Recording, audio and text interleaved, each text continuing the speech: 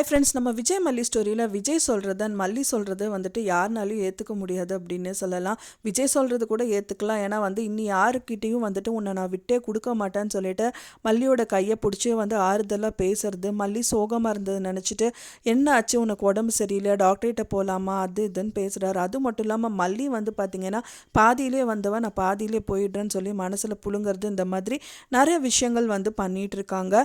இப்போ அவங்க பாதியிலே வந்திருந்தாலும் விஜய் மனசில் முழுசாக இடம் பிடிச்சவங்க மல்லி தான் அப்படிங்கிறது மல்லிக்கு தெரியல.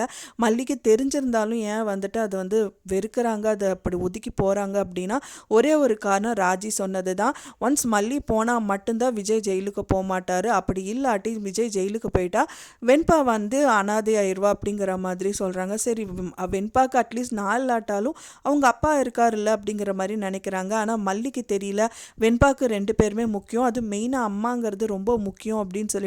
ஏன்னா விஜயே ஒரு கட்டத்தில் சொல்லியிருப்பாரு, என்ன கம்பேர் பண்ணும்போது அவளுக்கு மல்லி தான் ரொம்ப பிடிக்கும் அப்படின்னு சொல்லியிருப்பாரு.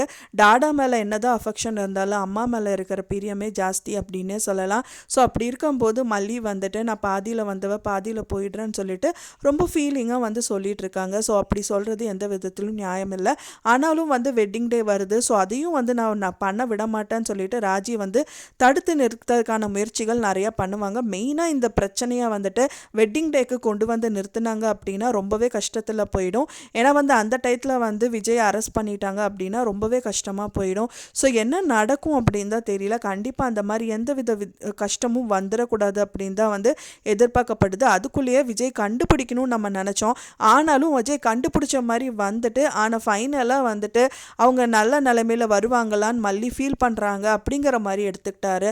ஸோ நம்ம நினச்சது என்னடானா, அவள் ஃபீல் பண்ணுறாளே, ஸோ இவள் ஏதோ பிரச்சனை இருக்குன்னு நினச்சிட்டு அதை சால்வ் பண்ணுவாருன்னு பார்த்தா அவர் நினச்ச பிரச்சனையாக இதுவாக எடுத்துக்கிட்டாரு அப்படிங்கிறத யாருனாலையும் பொறுத்துக்க முடியாத ஒரு விஷயம்.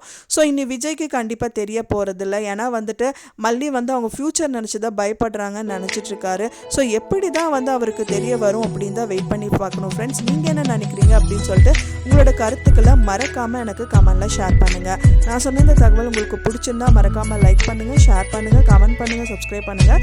மேலும் இன்னொரு மல்லி சீரியல் அப்டேட்டோட நெக்ஸ்ட் மீட் பண்ணுறேன். தேங்க்ஸ் ஃபார் வாட்சிங் மை வீடியோ ஃப்ரெண்ட்ஸ். நெக்ஸ்ட் வீடியோவில் பார்க்கலாம்.